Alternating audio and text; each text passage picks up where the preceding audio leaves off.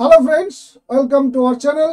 Net UG 2025 এর নিষিদ্ধ জিনিসপত্র বা ভ্যালিড আইটেমস নিয়ে চলে এলাম একটা গুরুত্বপূর্ণ আপডেট তোমাদের সঙ্গে শেয়ার করার জন্য।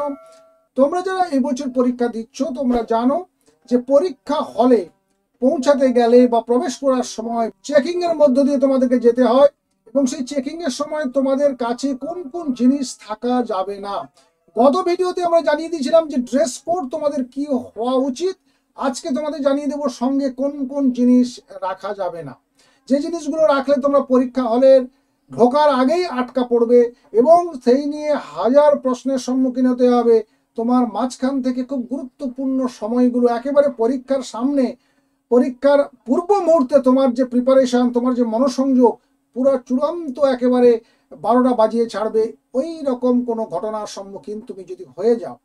তাই আমরা চাইবো তোমরা একেবারে নিশ্চিন্ত মনে নিরুপদ্রব অবস্থায় হলের মধ্যে ঢুকে তোমরা তোমাদের সেরাটা দাও। সেই কারণের জন্যই মূলত এই ভিডিও। তাই বলবো তোমাদের যে সমস্ত আমাদের সাবস্ক্রাইবাররা অলরেডি আমাদের সাবস্ক্রাইব করে রেখেছো চ্যানেল, তারা চটপট এই ভিডিওটিকে বন্ধুদের কাছে তো শেয়ার করবেই, আর নতুন যারা তারা অবশ্যই চ্যানেল সাবস্ক্রাইব করতে ভুলবে না। চলো দেখে নিই চটপট যে এই আইটেমগুলো কি কি। দেখো, পরীক্ষা কেন্দ্রের পরীক্ষার্থীদের কোনো অবস্থাতেই পরীক্ষা কেন্দ্রের ভিতরে নিম্নলিখিত জিনিসপত্র বহন করতে দেওয়া যাবে না। কোন কোন জিনিস বলছে?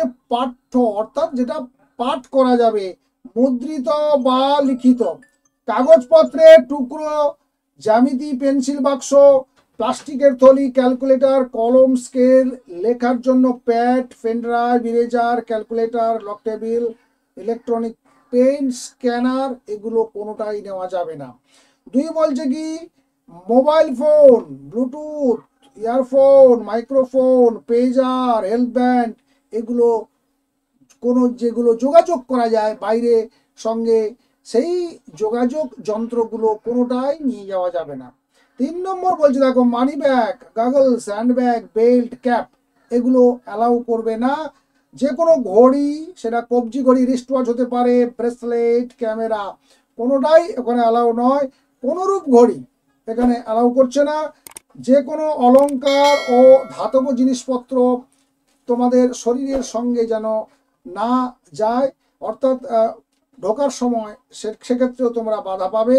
খোলা বা প্যাক করা কোনো খাবারের জিনিসপত্র কোনোটাই ভেতরে অ্যালাউ করবে না। যেটুকু খাবার যদি খেতেই হয় তাহলে পরীক্ষা হলের বাইরে পরীক্ষার অনেকটা আগেই তোমাদেরকে সেটা খেয়ে নিতে হবে।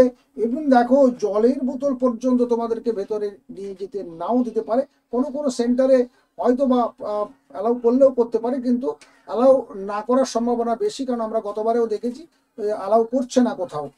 6 নম্বর বলছে, অন্য যে কোনো জিনিস যা মাইক্রোচিপ, ক্যামেরা, ব্লুটুথ ডিভাইস ইত্যাদির মতো যোগাযোগের যন্ত্র লুকিয়ে রেখে অন্যায়ভাবে ব্যবহার যাতে না করতে পারো, সেই জন্য এগুলোকেও আটকাবে। এরপরে দেখো বলছে সব থেকে ভাইটাল আরেকটা আইটেম বা একটা বিষয়, সেটা হচ্ছে কেন্দ্রগুলিতে প্রার্থীদের কোনো জিনিসপত্র বা ওই জিনিসপত্রগুলো রাখার কোনো ব্যবস্থা করা যাবে না। অর্থাৎ যে সমস্ত সেন্টারে তোমরা যাচ্ছ সেখানে তোমাদের এই সমস্ত জিনিস তো সঙ্গে প্রয়োজন, নিত্য প্রয়োজন, সবসময়ের জন্য প্রয়োজন, এগুলো কিন্তু তোমরা ওইখানে কোথাও রাখার ব্যবস্থা নেই। তাহলে কি করতে হবে? তোমাদের সঙ্গে কোনো বন্ধু কিংবা কোনো অভিভাবককে অবশ্যই যেতে হবে, যেখানে বা গিয়ে ওনারা তোমার এই জিনিসপত্রগুলোকে লক্ষ্য রাখবে এবং তোমার পরীক্ষা শেষ হওয়া পর্যন্ত পরীক্ষা কেন্দ্রের বাইরে অপেক্ষা করবে। দেন দেখো বলছে, যেসব প্রার্থী ধর্মীয় জিনিসপত্র বা বস্তু পরে আছেন, এটা প্রথাগত বলছে বা সাংস্কৃতিক কারণে, ধর্মীয় কারণে, তাদের বলছে শেষ রিপোর্টিং সময়ের কমপক্ষে 2 ঘন্টা আগে পরীক্ষা কেন্দ্রে উপস্থিত হতে হবে।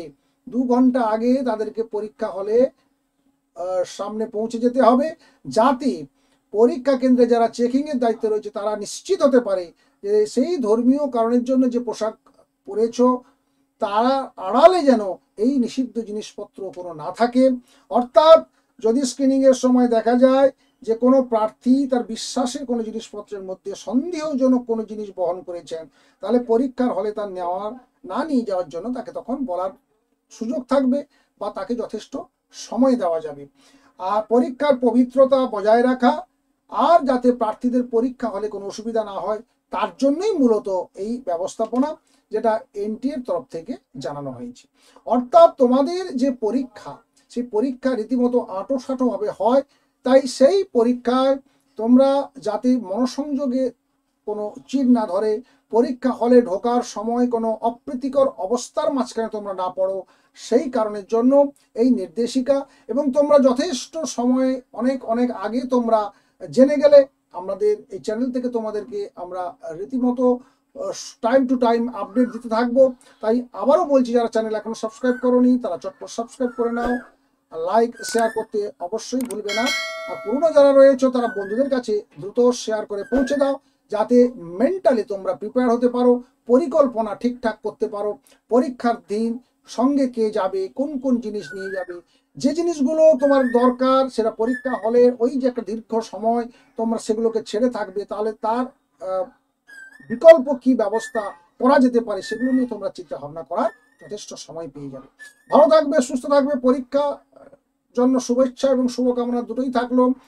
ভালো হোক পরীক্ষা তোমাদের, একটা নিশ্চিত সিট তোমরা তোমাদের জন্য ছিনিয়ে নাও, এই প্রত্যাশা করে আপাতত আপডেটটি এখানেই শেষ করছি। দেখা হচ্ছে নেক্সট ভিডিওতে। Thank you.